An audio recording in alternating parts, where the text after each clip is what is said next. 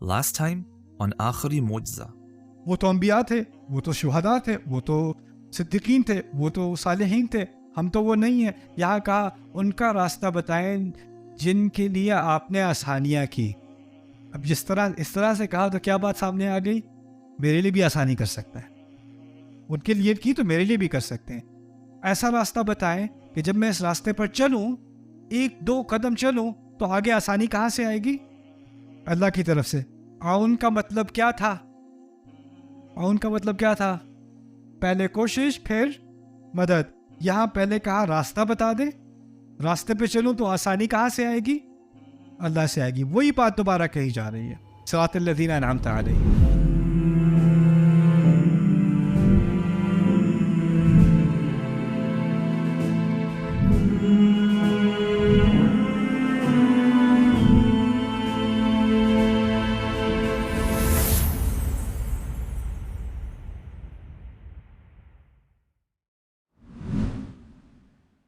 یہ بھی بہت اہم ہے، من کے بجائے الذین کا استعمال.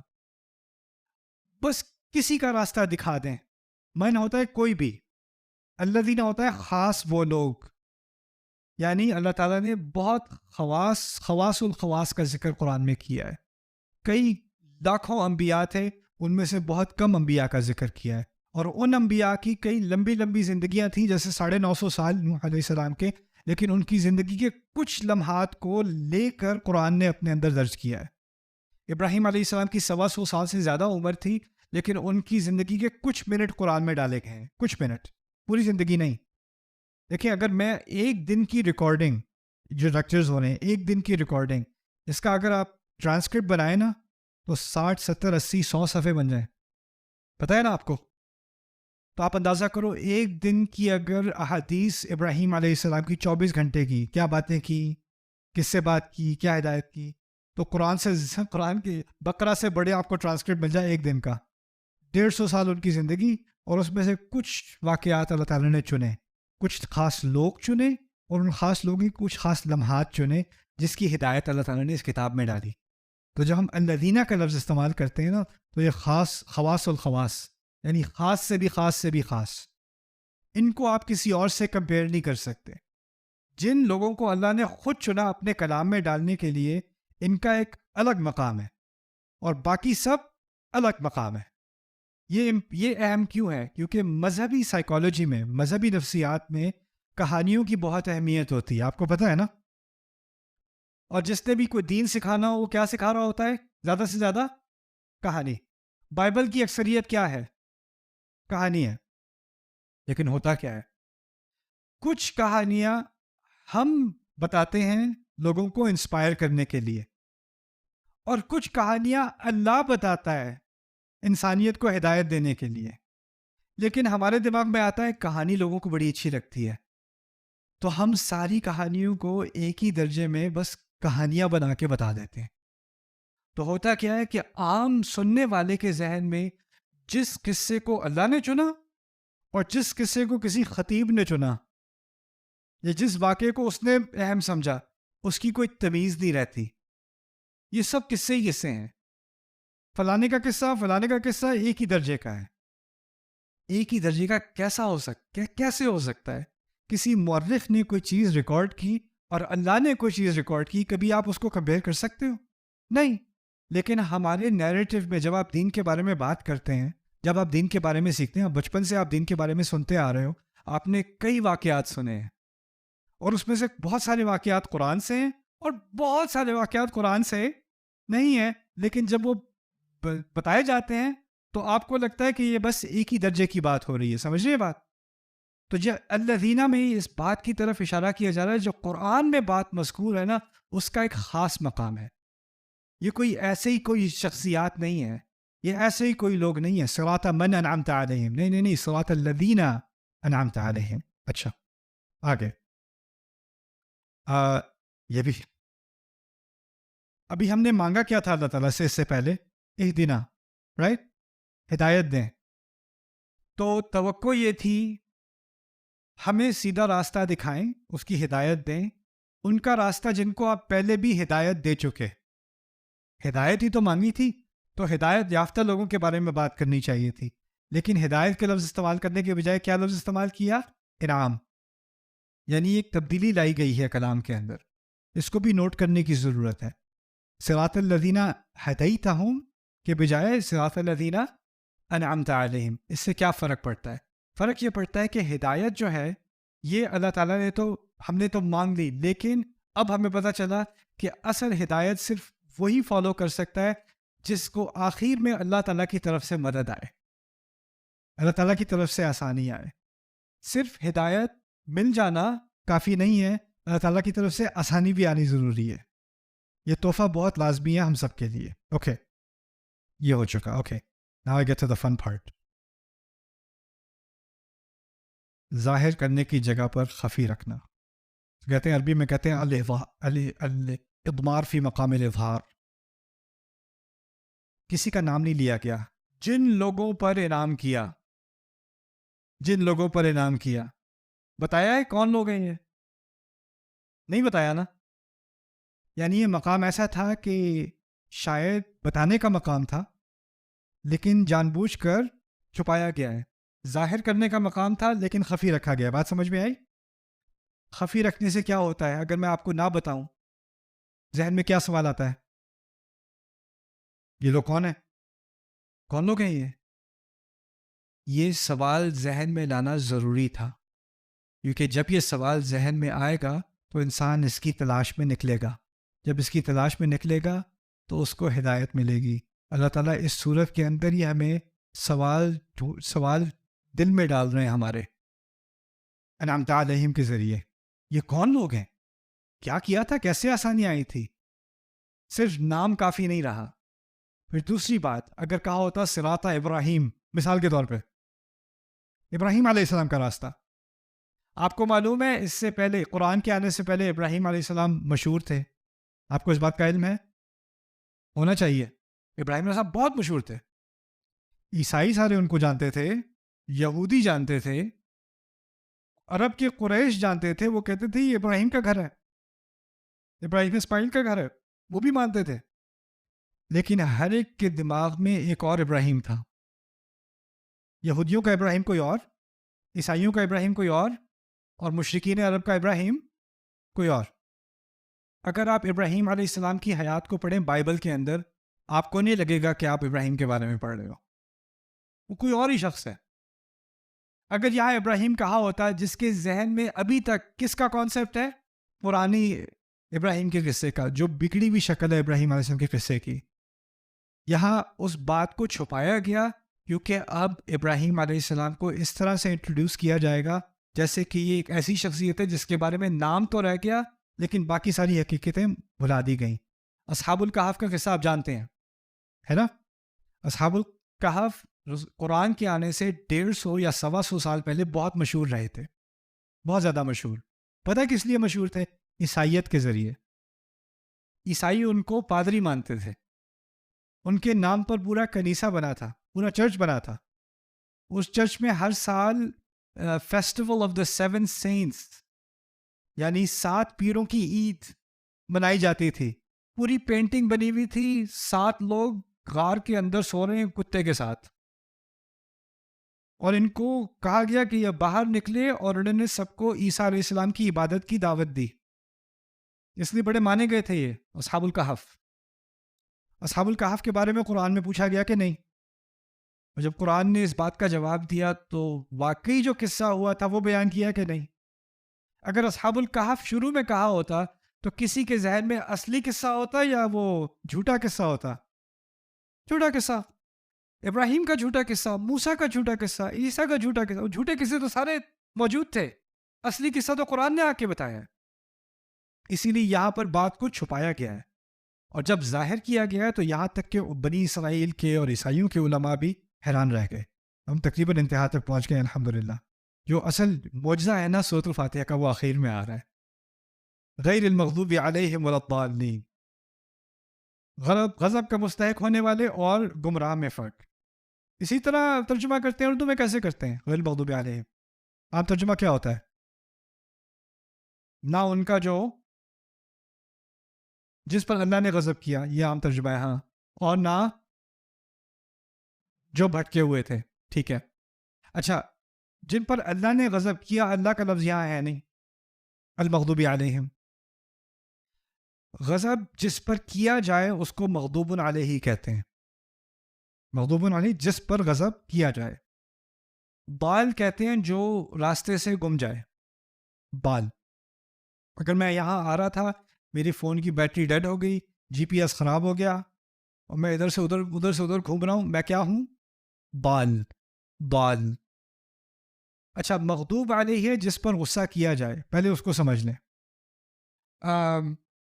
اگر میں کہوں اس لڑکے کو اسکول میں مارا گیا, اوکے, یا اس لڑکے کے ساتھ زیادتی کی گئی, اس کو مارا گیا ریسس میں اور مارا گیا ایسے, میں نے کیا واضح کیا کہ ایک نے مارا یا بہت ساروں نے مارا؟ واضح نہیں ہے. میں نے واضح کیا کہ اور بچوں نے مارا یا ٹیچر نے مارا؟ یہ بھی واضح نہیں ہے. اتنا واضح ہے کہ مارا گیا, اور کچھ واضح نہیں ہے. ہو سکتا ہے ایک ہو سکتا ہے بہت سارے ہوں, ہو سکتا ہے ٹیچر ہو سکتا ہے اسٹوڈنٹس ہوں, ممکن ہے نا. مغضوب علیہم میں جن پر غصہ کیا گیا, کیا واضح نہیں ہے؟ کس کا غصہ؟ آپ اندازہ کر سکتے ہیں, اللہ کا غصہ, اہل ایمان کا غصہ, سارے فرشتوں کا غصہ, بلکہ ان کے اپنے فالوورز کا غصہ. قیامت کے دن وہ بھی غصہ کریں گے. جن لوگوں کو انہوں نے گمراہ کیا ان کا غصہ. اگر کوئی ایک غصہ ہوتا تو ذکر کر دیا ہوتا, لیکن غصہ اتنی مختلف سمتوں سے آ رہا ہے کہ لوگوں کے لیے تعبیر کیا کی گئی ہے؟ جن پر غصہ کیا گیا. دوسری بات, یہاں پر اللہ تعالیٰ کا ذکر ہے کہ نہیں؟ کچھ علماء نے اس سے یہ بات بھی اشارہ نکالا ہے کہ اللہ تعالیٰ کو ان پر اتنا غصہ ہے کہ اللہ تعالیٰ نے اپنا ذکر بھی ان کے ساتھ نہیں کیا. غیر الذین غضب اللہ علیہم, نہ غیر المغضوب علیہم. اللہ تعالیٰ نے اپنے غصے میں اپنے آپ کو ان سے دور کر لیا, ذکر بھی نہیں کیا ان کے ساتھ اپنا. لیکن پھر بھی یہ بات واضح نہیں ہوتی کہ جس پر غصہ کیا جائے اور جو بھٹکا ہوا ہو, گمراہ ہو, اس میں فرق کیا ہے؟ میں چھوٹی سی مثال سے آپ کو سمجھاتا ہوں. میرے دو جو بیٹے تھے جب چھوٹے تھے, عماد بڑا اور ولید چھوٹا, تو عماد سے میں نے کہا بیٹا یہ کوکیز جو ہے نا یہ نہیں کھانا, میں ذرا جا رہا ہوں 5 منٹ میں واپس آتا ہوں. ولید اوپر تھا, عماد کچن میں تھا. میں نے عماد سے کہا بیٹا تم کوکیز نہیں کھانا, اور ولید بھی نہیں کھائے گا. اچھا میں بھی 5 منٹ میں آتا ہوں. اچھا میں گیا, 5 منٹ واپس آیا, دونوں بیٹھے کھا رہے ہیں. غصہ مجھے کس پہ آئے گا؟ ولید پہ یا عماد پہ؟ کیوں؟ کیونکہ ولید بھٹکا ہوا ہے, لیکن عماد غصے کا مستحق ہے. کیوں؟ کیونکہ عماد کے پاس علم تھا. اگر کسی کو پتا ہو اور پتا ہونے کے باوجود غلط حرکت کرے تو اس پہ کیا آتا ہے؟ غصہ آتا ہے. ایک اسٹوڈنٹ ہے جو اس نے کلاس مس کر دی, ایگزام سے ایک دن پہلے بیمار ہو گیا, کلاس مس کر دی. باقی اسٹوڈنٹ آ گئے کلاس میں. میں نے باقی اسٹوڈنٹ سے کہا دیکھو کل فائنل ایگزام ہے, یہ لوگ کاپی فائنل ایگزام کی, یہ لوگ کاپی سارے جوابوں کی, 100 لینے ہیں کل سب نے. اس کے باوجود 2 لوگ فیل ہو گئے, ایک جو وہاں تھا اور ایک جو بیمار تھا. غصہ کس پہ آئے گا مجھے؟ جو بیمار تھا کہ سر مجھے تو پتا بھی نہیں تھا, میں تو بھٹکا ہوا تھا. اور جو تھا وہاں پہ, یار یہ تو میں نے جواب بھی دے دیے, سوال بھی دے دیے, جواب بھی دے دیے, تم کیسے فیل ہو گئے؟ تمہارے پاس کیا بہانہ ہے؟ کیا عذر ہے تمہارے پاس؟ جس کے پاس کوئی عذر ہی نہیں رہا اس پہ کیا ہوگا؟ غصہ. غیر المغضوب علیہم سے ان لوگوں کی بات کی طرف اشارہ کیا جا رہا ہے جن کے پاس علم بھی ہو, وہ جانتے بھی ہوں کیا صحیح ہے کیا غلط ہے, وہ جانتے بھی ہوں سیدھا راستہ کیا ہے, وہ جانتے بھی ہوں کیا کرنا چاہیے کیا نہیں کرنا چاہیے, اور جاننے کے باوجود پھر بھی کرتے رہتے ہیں. علم ہے, عمل نہیں ہے. علم کے باوجود عمل نہ ہونا, المغضوب علیہم. اب سمجھ میں آئے گا رسول صلی اللہ علیہ وسلم نے ان کی مثال یہود سے کیوں دی تھی. کیونکہ یہود کے بارے میں قرآن نے بار بار کیا کہا ہے؟ ان کے پاس بہت علم ہے, علم ہے. لیکن یہاں یہود کیوں نہیں کہا؟ یہودی کہتے تھے غیر الیہود ولا النصارى, کیونکہ یہ اصل میں یہود اس کی مثال ہے, مثال ہے. قرآنی یہود, تمام یہود نہیں, قرآن میں اچھے یہود کا بھی ذکر ہے. قرآن میں جو مثال دی جاتی ہے ان لوگوں کی جو جانتے بوجھتے غلط کرتے ہیں، تب ان کی مثال یہود کی مثال دی جاتی ہے. لیکن کیا یہ ممکن ہے کہ کوئی مسلمان جاننے کے باوجود غلط حرکت کرے؟ کیا پھر یہ ممکن ہے کہ وہ المغضوب علیہم میں شامل ہو سکتا ہے؟ اور اگر یہ واقعی یہود ہوتے تو دعا یہ ہوتی، یا اللہ ہمیں سیدھا راستہ دکھا، ہمیں یہودی نہ بنا دینا. اس کی کوئی تک بنتی ہے؟ کوئی سینس نہیں بنتی. یہودی تو ویسے بھی آپ کو ایکسیپٹ نہیں کریں گے، وہ تو جینیٹک ریلیجن ہے. اس میں تو اگر آپ کی نسل نہیں چلی آ رہی تو آپ اس میں شامل بھی نہیں ہو سکتے، اور اس میں شامل ہونا کون چاہتا ہے؟ تو اگر آپ دعا مانگو گے تو دعا ایسی چیز سے مانگو گے جس کا خطرہ آپ کو ہے. ان کے راستے، یعنی ایسے راستے پر نہ بھٹکوں میں جس میں جانتا بھی ہوں اور پھر بھی غلط کروں، المغضوب علیہم. اور دوسری طرف ایک اور برا راستہ بھی ہے، وہ کیا ہے؟ ولا الضالین. اور ضالین کیا ہے؟ بھٹکے ہوئے. یعنی میری نیت صاف ہے، میں اچھا کرنا چاہتا ہوں، میں صحیح کام کرنا چاہتا ہوں، لیکن میرے پاس کیا نہیں ہے؟ علم نہیں ہے. ایک ہے علم تو ہے، عمل نہیں ہے. علم ہے، عمل غلط ہے. دوسرے کا عمل غلط ہے کیونکہ علم نہیں ہے. دونوں طرف سے مجھے خطرہ ہے. اب ہم لوگ کیا کرتے ہیں؟ نہیں میں کوئی تم میں سے کوئی ہوگا لڑکا کہے گا چلو یار وہ ایک لیکچر ہے چلتے ہیں. کیا بات ہو رہی ہے؟ قرآن کے بارے میں. نہیں ایک دفعہ پتہ چل گیا پھر ذمہ داری ہو جاتی ہے. بہتر ہے کہ میں پتہ نہ ہی کروں. علم نہ ہو تو پھر مجھے بھٹکا ہی رہنے دو، کم از کم ایکسکیوز تو ہے نا، کیونکہ ایک دفعہ علم آ گیا تو مغضوب علیہم ہو جاؤں گا. میں ضالین ہی خوش ہوں.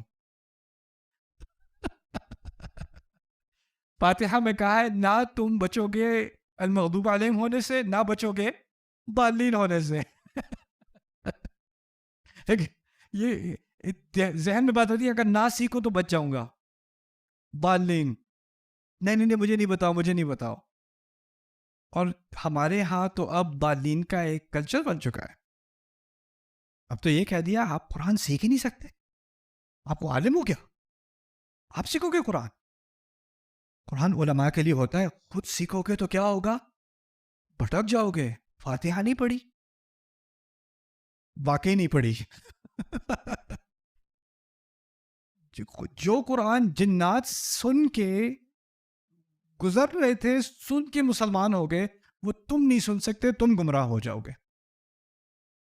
جو قرآن عیسائی رسول صلی اللہ علیہ وسلم کو قرات سن کے مسلمان ہو گئے، جو ساری زندگی مشرک عمر بن خطاب تھے، قرآن کو کعبے کے نزدیک سن کے وہ دل ہل گیا ان کا، تم نہیں سن، تم گمراہ ہو جاؤ گے. ان کی نہیں ہدایت تھی، وہ تمہارے لیے تھوڑی، وہ تو گریجویٹ تھے نا کسی عالمی انسٹیٹیوٹ سے. کیا نان سینس ہے یہ کیسے تمام انسانیت کے لیے پیغام ہو سکتا ہے اگر آپ اس کو ایکسیس نہیں کر سکتے؟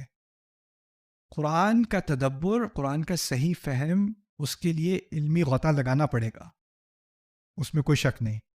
اس کے لیے علماء کی ضرورت ہے، اس میں کوئی شک نہیں. لیکن یہ کہنا کہ قرآن کو کوئی پڑھ ہی نہیں سکتا کسی عالم بنے بغیر، زیادتی ہے. قرآن کے ساتھ بہت بڑی زیادتی ہے. پیغام تمام انسانیت کے لیے آیا تھا، کسی مدرسے کے گریجویٹس کے لیے نہیں آیا تھا. ان گریجویٹس کا مقصد کیا تھا؟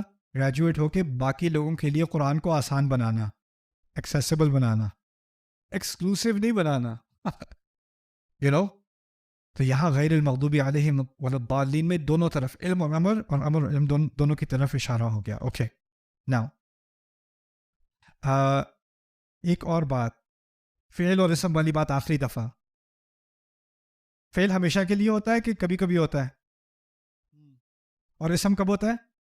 ہاں، جن پر انعام کیا، ان کا راستہ جن پر انعام کیا، فعل ہے یا اسم ہے؟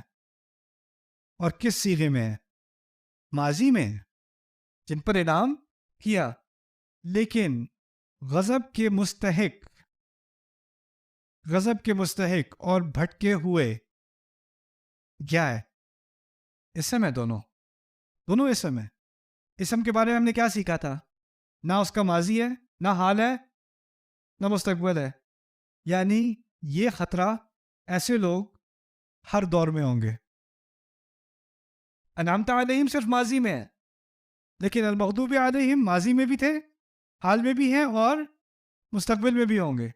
اسی طرح الضالین ماضی میں بھی تھے، حال میں بھی ہیں اور مستقبل میں بھی ہوں گے. یہ ہمیشہ کا مسئلہ ہے، اسی لیے پوچھا گیا ہے. اسی لیے ہم مانگ رہے یا اللہ یہ میرے اندر دو خطرات ہیں، یا میں اس غلط راستے پہ نکل جاؤں گا یا میں اس غلط راستے پہ نکل جاؤں گا. غیر المغضوب علیہم ولا الضالین. اوکے، یہ بھی عجیب بات کی اللہ تعالیٰ نے. غصہ کسی اور کی طرف سے ہو رہا ہے، لیکن گمراہی میں یہ نہیں کہا جو گمراہ کر دیے گئے، کہا جو گمراہ ہوئے. جب گمراہ ہوئے اس کا مطلب پتہ ہے کیا ہے؟ وہ خود ذمہ دار ہیں. آپ خود ذمہ دار. آپ یہ نہیں کہہ سکتے مجھے کسی نے گمراہ کر دیا تھا اس لیے میں گمراہ ہو گیا. وہ ہوتا مضلین، اور لفظ عربی کا. ضالین ہے، آپ خود گمراہ ہوئے ہو، آپ کی خود ذمہ داری ہے. آپ کو اب علم کی ایکسیس تھی، آپ نے خود ہی چوائس کی، آپ نے خود ہی اختیار کیا کہ آپ نے نہیں سیکھنا. Okay okay. ایکچولی ایک چھوٹی سی بات میں کر دوں پھر یہ توازن کی طرف آئیں گے. بہت خوبصورت بات ہے. عربی زبان میں اس طرح ہم کہتے ہیں نا، نہ میں نے کھانا کھانا ہے نہ میں نے پانی پینا ہے. نہ اور نہ تو میں یہ کروں گا نہ میں وہ کروں گا. تو ہم نہ اور نہ کا لفظ استعمال کرتے ہیں. انگلش میں ہم کہتے ہیں neither will I drink nor will I eat. neither nor, right? neither nor. اور اردو میں کہتے ہیں نہ اور نہ. عربی میں کہتے ہیں لا ولا، لا هذا ولا هذا. یا کہتے ہیں ما ولا، ما هذا ولا هذا. یا کہتے ہیں لیس ولا، لیس هذا ولا هذا. یا کہتے ہیں غیر و او، غیر هذا او هذا. مختلف سٹائلز ہیں، لا ولا، ما ولا، لیس ولا، غیر و او. فاتحہ میں ان میں سے کوئی بھی نہیں ہے. کیا ہے؟ غیر المغضوب علیہم و غیر ولا. دو الفاظ استعمال ہوئے، غیر اور لا. اب یہ کیوں اہم ہے؟ کیونکہ پورے عربی کے لٹریچر میں، ہزاروں سال کے شعر میں، پورے احادیث کے ذخیرے میں، پوری عربی کی تاریخ میں کبھی بھی غیر اور لا اکٹھے استعمال نہیں ہوئے سوائے فاتحہ کے. غیر المغضوب علیہم ولا الضالین. اس کی کیا اہمیت ہے؟ باسم سائح نے ایک کتاب لکھی تھی، کیونکہ پی ایچ ڈی تھیسس ان کا تھا کہ قرآن کا جو سٹائل ہے نا اس میں اور حدیث کے سٹائل میں کیا فرق ہے. کیونکہ مغربی ذہن کیا کہتا ہے کہ یہ دونوں ایک ہی انسان کے منہ سے نکلنے والے الفاظ ہیں. ان کے ہاں یہ تمیز نہیں ہے کہ ایک اللہ کا کلام ہے اور ایک نبی کا کلام ہے. ان کے ہاں کیا ہے؟ یہ سب محمد کا کلام ہے. وہ تو صلی اللہ علیہ وسلم نہیں کہیں گے نا. یہ تو ایک ہی الفاظ ہیں، ایک ہی انسان کے الفاظ ہیں. اور جب ایک ہی انسان بول رہا ہوتا ہے تو اس کا ایک سپیچ پیٹرن ہوتا ہے. میرے بولنے کا ایک خاص طریقہ ہے، کچھ اسلوب ہے میرا، وہ میں بار بار استعمال کرتا ہوں. آپ کا بھی یہ کچھ اسلوب ہے، اس کو آپ بار بار استعمال کرتے ہو. تو اگر آپ میرے ہزاروں لیکچر سنو تو آپ کو میرے بولنے کا ایک پیٹرن سمجھ میں آ جائے گا. میں ایک طریقے سے، ایک سٹائل سے میں بات کرتا ہوں. وہ ایک دائرہ ہوتا ہے، اس سے باہر انسان کا نکلنا بڑا مشکل ہو جاتا ہے. اس کی میں ایک اور آپ کو مثال دیتا ہوں. فرض کریں آپ کے بچے نے جو ہے وہ شکوہ اور جواب شکوہ یاد کر لی آپ کو بتائے بغیر، اور صبح ناشتے میں بیٹھ کے میں بھی کوئی گل ہوں کہ خاموش رہوں وہ شروع ہو جائے صبح. آپ کو فوراً اندازہ ہو جائے گا کہ میرے بچے کا کلام نہیں ہے. ہوگا کہ نہیں؟ میرے بچے انگلش بولتے ہیں، وہ رات کو ابراہیم لنکن کی سپیچ یاد کر کے صبح وہ ناشتے کی ٹیبل میں بیٹھ کے ابراہیم لنکن کی سپیچ بولنی شروع کر دیں. مجھے پتا ہوگا کہ اس کا کلام نہیں ہے. پتا ہوگا نا، یہ کہیں اور سے تم نے یاد کی ہے تمہاری اسپیچ.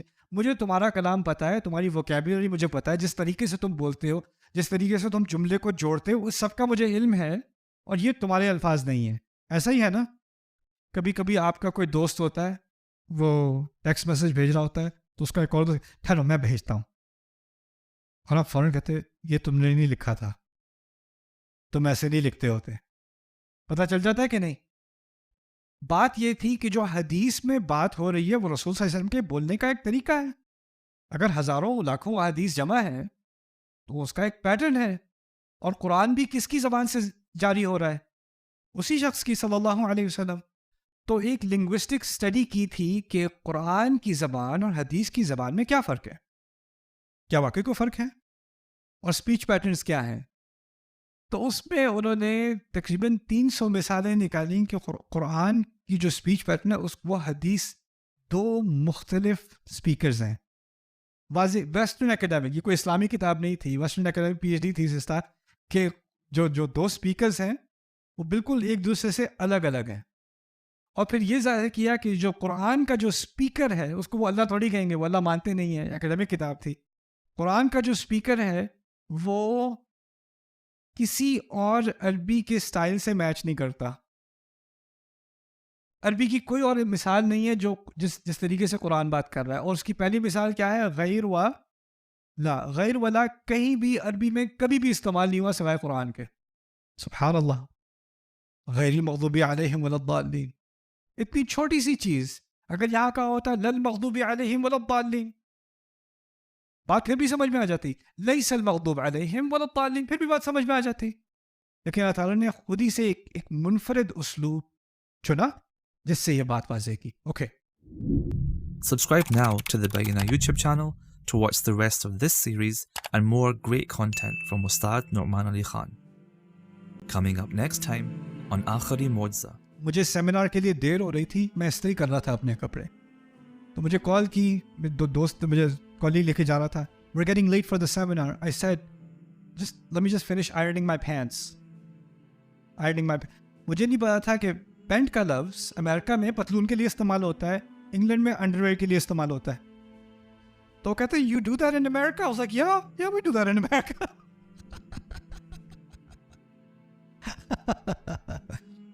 لہجے کی بات میں اس لیے کر رہا ہوں کہ عرب ممالک میں ہر ملک میں بلکہ ہر گاؤں میں اس کا اپنا کیا ہے؟